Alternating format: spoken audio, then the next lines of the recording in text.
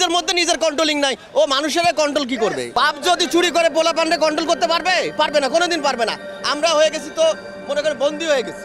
বাজারে মাছের কাটা সাজিয়ে রাখা হয়েছে পাত্রে, রান্না করে খাওয়ার জন্য কিনছে সাধারণ মানুষ। অবশিষ্ট কাটাগুলো থাকে যেগুলো বিড়ালের খাবার, ঠিক সেই খাবারগুলোরই মানুষগুলো খাইতেছে।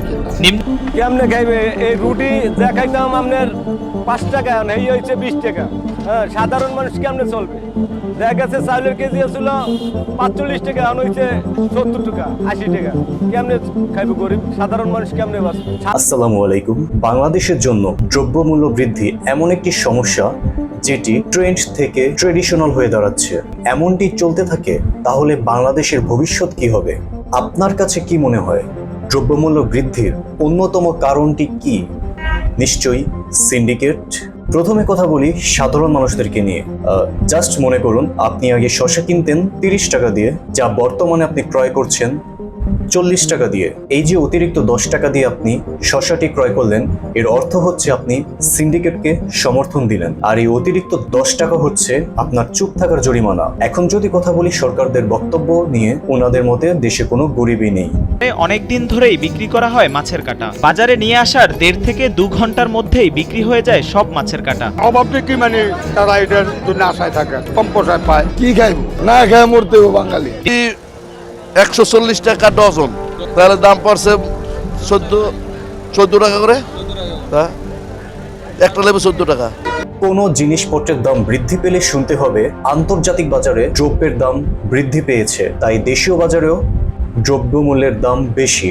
কিন্তু কথাটি হচ্ছে, আন্তর্জাতিক বাজার মূল্য কি প্রতিটা দেশের জন্য আলাদা নাকি সেম? ভারতে প্রতি কেজি গরুর মাংস পাওয়া যাচ্ছে 175 রুপিতে, যা বাংলাদেশি টাকায় হয় 224 টাকার মতো। পাকিস্তানে গরুর মাংসের কেজি 450 টাকা আর বাংলাদেশে 800 টাকা। তাহলে আপনি ব্যবধানটা বুঝতে পেরেছেন কিরকম। মিনিস্টারদের কথা মতে আন্তর্জাতিক বাজারে দ্রব্যের দাম বৃদ্ধি পেলে নাকি দেশীয় বাজারেও দ্রব্যের দাম বৃদ্ধি পায়। এখন আমার প্রশ্ন হলো, আন্তর্জাতিক বাজারে যখন দ্রব্যের দাম হ্রাস পায় তখন দেশীয় বাজারে দ্রব্যের দাম হ্রাস পায় না কেন? রাশিয়া ইউক্রেনের যুদ্ধের ফলে পার্শ্ববর্তী দেশগুলোর কোনো ক্ষতি না হলেও বাংলাদেশের কেন এত ক্ষতি হলো? করোনার সময় অন্যান্য দেশগুলোতে দ্রব্যের দাম বৃদ্ধি পেলেও বর্তমানে তা স্বাভাবিক হয়ে দাঁড়িয়েছে, কিন্তু বাংলাদেশে করোনার সময় যে দ্রব্যের মূল্য বৃদ্ধি পেয়েছিল সেগুলো এখনো স্বাভাবিক হয়নি কেন?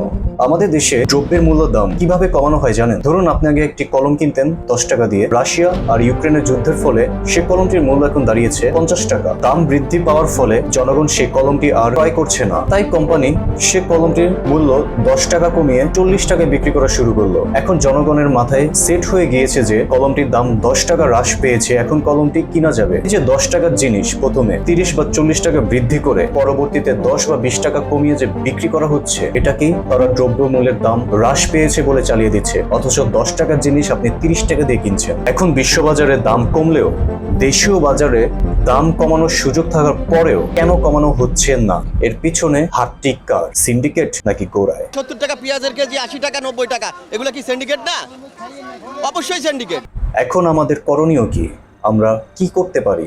আমাদের করণীয় হচ্ছে, যে দ্রব্যের মূল্যের দাম কোনো কারণ ছাড়াই অতিরিক্ত যদি বৃদ্ধি পায়, সেই দ্রব্যটি 1-2 মাস ক্রয় করবেন না। ভারতে 1 পিস ডিমের দাম হচ্ছে 6 রুপি, যা বাংলাদেশি টাকায় মাত্র 8 টাকা, কিন্তু বিক্রি হচ্ছে 15 বা 16 টাকায়। চাহিদা 4 কোটি, সেই অনুযায়ী ব্যবসায়ীরা প্রতিদিন মুনাফা লুটছেন 12 কোটি টাকা।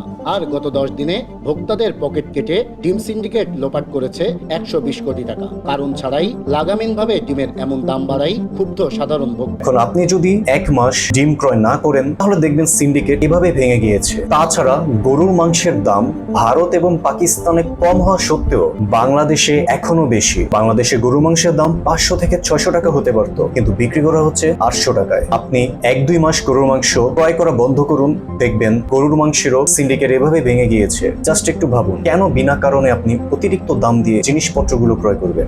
আপনি শক্ত থাকুন, সিন্ডিকেট এভাবেই দুর্বল হয়ে যাবে।